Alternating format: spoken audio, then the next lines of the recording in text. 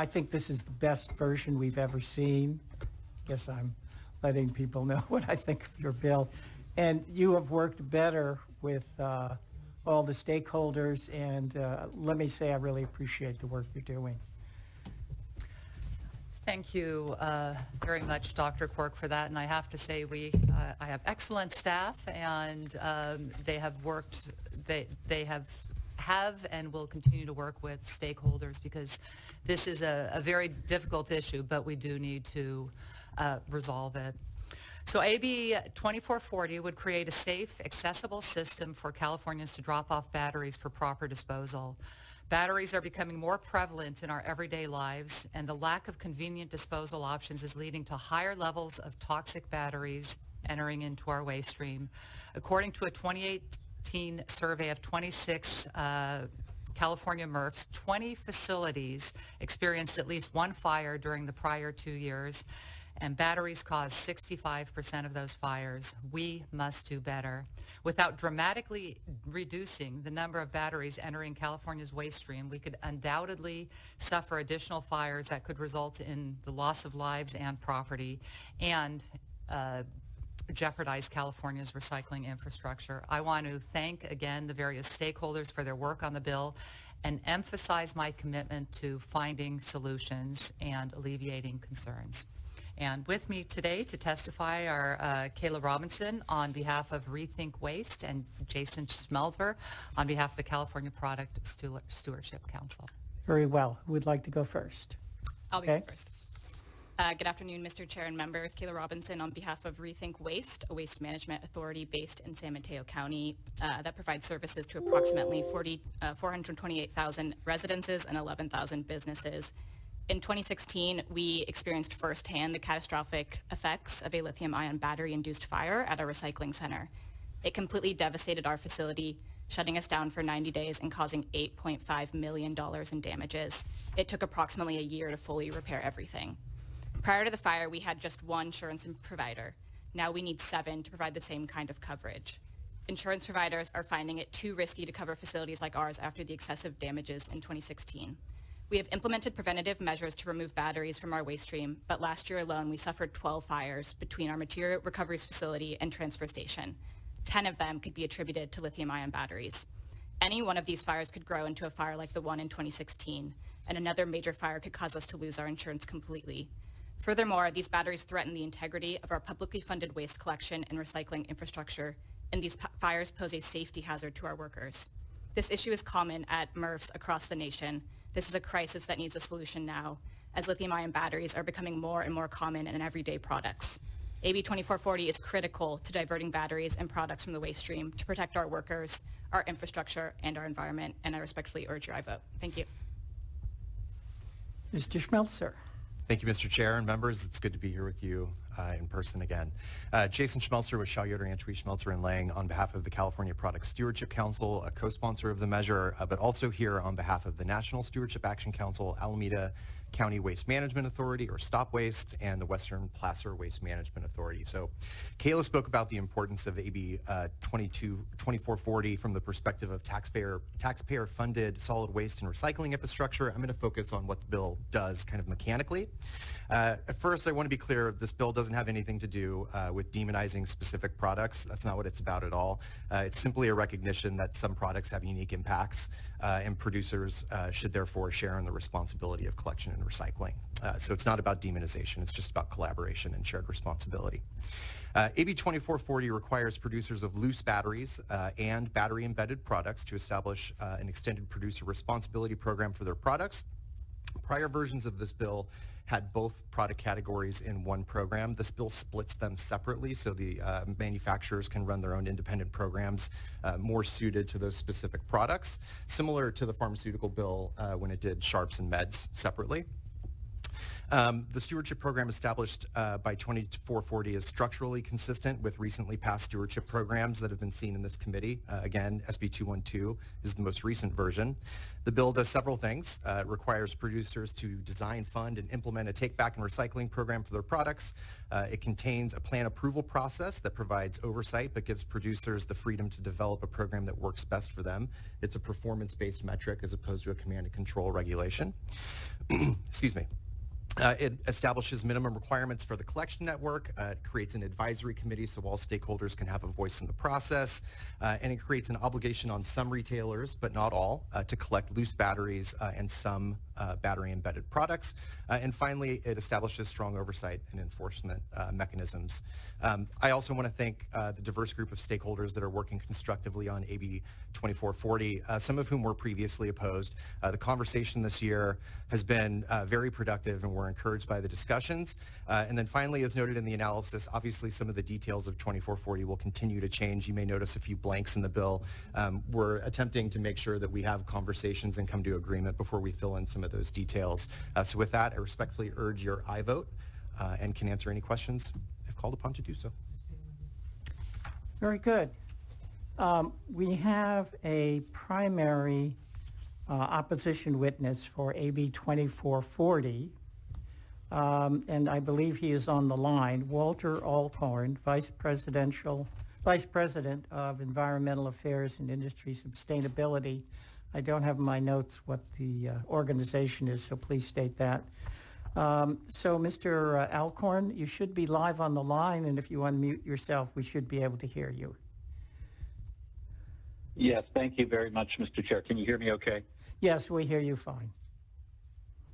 Okay, thank you. And thank you also, Assembly Member Irwin. I am Walter Alcorn. I'm with the Consumer Technology Association. We represent manufacturers and retailers of consumer electronics, many of which actually include batteries and have embedded batteries. CTA is probably best known for as the producer of CES, the Consumer Electronics Show in Las Vegas every year. And with that event, we're the largest trade show in the country, and we have an event where many innovators have produced products used in our homes for the first time. We see a lot of innovation there. My comments are going to focus on battery-embedded products. One of the things we've learned, specifically on battery collection programs, the best most important program element for diverting batteries to proper recycling is better public education. So we're really not addressing concerns with the battery portions of the bill, although I do appreciate some of the details that are still being worked out there too. The problem that we have with battery-embedded products is they have very different needs than loose batteries that need to be collected for recycling. Batteries are embedded, they're invisible to consumers, and therefore we're talking about a collection system that will not be intuitive to consumers. There are a lot of products that have embedded batteries that may have embedded batteries or may not, like headphones, earbuds, smartphone cases, portable printers, watches, lots of small appliances. There really is, it's really a model by model, in some cases, determination whether or not there's a battery embedded in this. And we're very concerned that the way this is structured, that it would not be intuitive to consumers and retailers and others administering the program. The other concern we have is on the pre-approved to sell provision, basically because it's not only the products I mentioned, but also, everything from car keyless entry remotes to portable glucose readers and smoke alarms. These all have embedded batteries and currently on the market, and there are going to be future innovations that come too. So our recommendation is that instead of dealing with battery-embedded products the same way as loose batteries, that we expand the existing California Covered Electronic Waste Program with a visible consumer fee to cover the products that typically include embedded batteries. And look forward to working with the sponsor and other stakeholders to see if we can work in that direction. So thank you very much, Mr. Chair. Thank you for your very clear testimony. So now we will go to, yes, well, anyone in the room who is in support?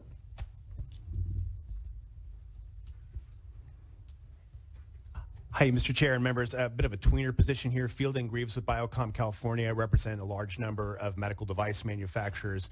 We appreciate the amendments in the bill addressing Class 2 and Class 3 medical devices. We still have remaining technical concerns about the scope of application for Class 1 medical devices, but working very constructively with the author and sponsors. Appreciate their collaboration and looking forward to continuing that. Thank you. Good afternoon, Chair and members. Stephanie Morwell on behalf of the Advanced Medical Technology Association. We echo the comments made by Biocom and look forward to continuing to work with author and her staff and the stakeholders. Thank you.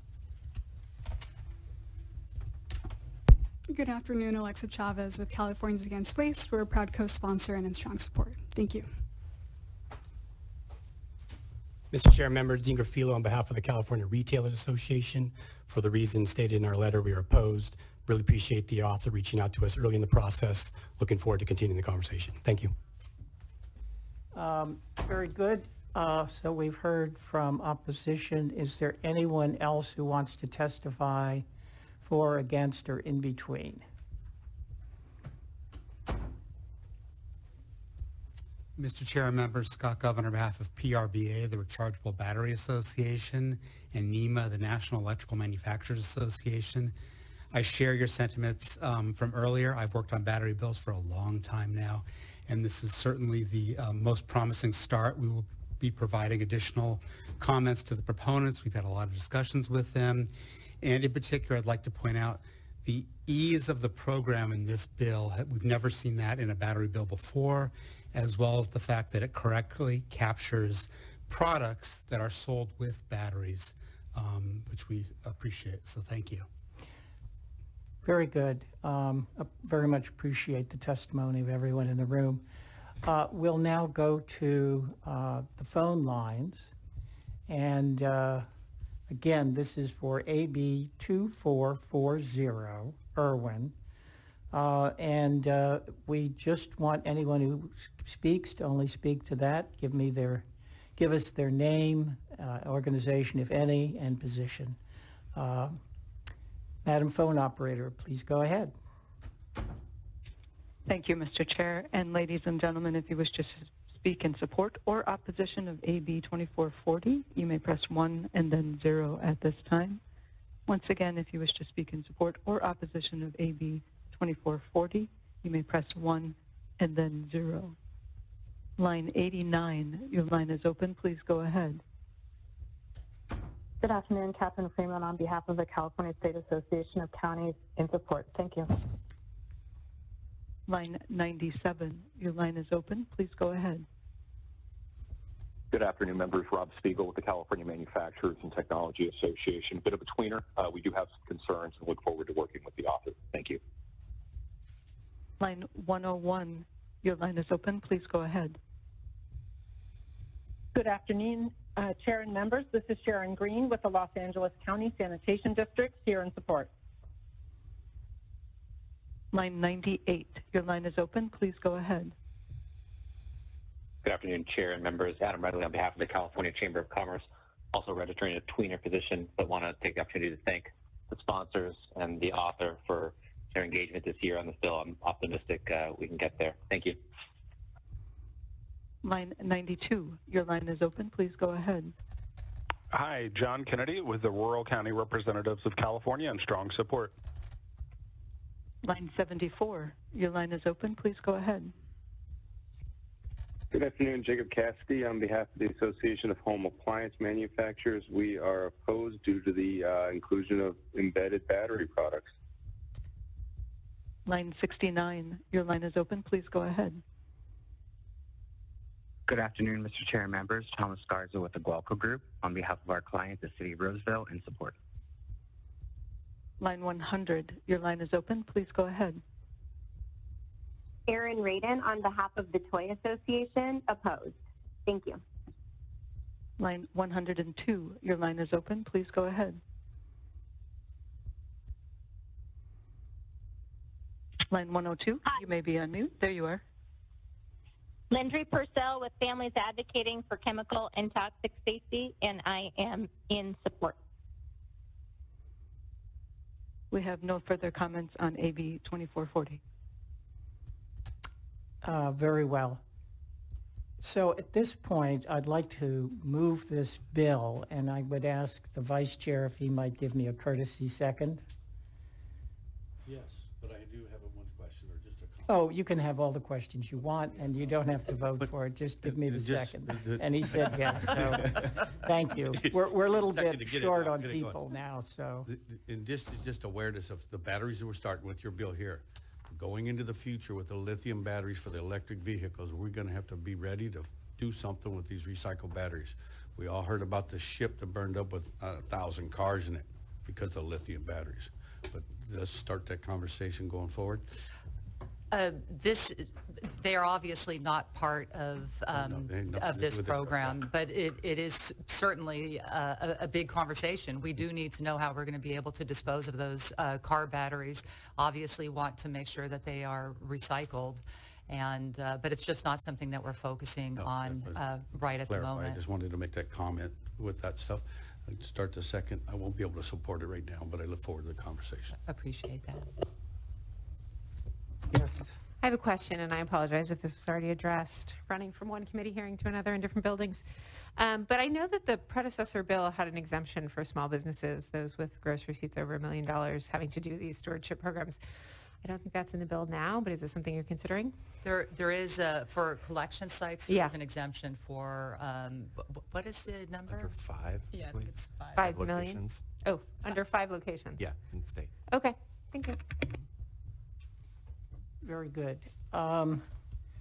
You may close.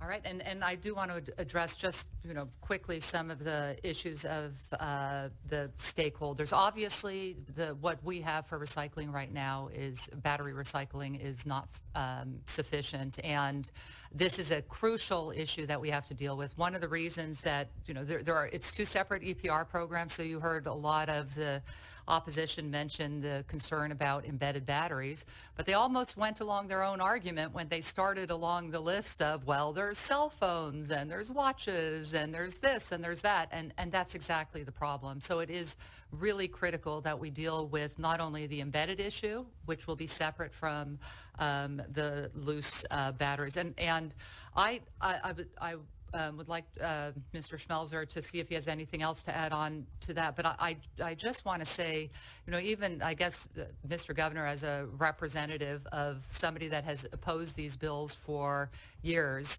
we are really committed to working with every single stakeholder. And I heard one of the speakers talk about education. Education is the bottom line, the most critical part of it. We cannot be successful until everybody knows exactly when their vaping pen is kaput, that they put it in a safe spot so it's not causing fires in our recycling facilities and polluting our environment. So I think that you had a couple of comments on some of the opposition beyond that. Yeah, I mean, I would just observe, I think, historically, these programs work best when there's a negotiated compromise. I think SB 212, again, to go back to that, is really maybe the standard bearer. We're trying to follow that same path here. We're trying to work with folks. We're trying to make sure that for the folks who are opposed, that we are able to do something that they can actually buy into. So that's certainly our goal, and we'll continue down that path. Yes, so thank you very much for the opportunity to present this bill, and would just appreciate your support. Well, if anyone could do it, it's you, and I really hope that we make it this time. Mr. Secretary, please call the roll. Item number 2, AB 2440, Irwin. The motion is do pass and re-refer to the Committee on Natural Resources. Quirk? Aye. Quirk, aye. Smith? Smith, no. Arambula? Farah-Kahan? Farah-Kahan, aye. Christina Garcia? Christina Garcia, aye. Holden? Mathis? Mathis not voting. Marisucci? Waldron? We'll eventually get enough people here to pass a bill. Thank you. At the moment, then, I'd like to bring up Ms. Friedman, and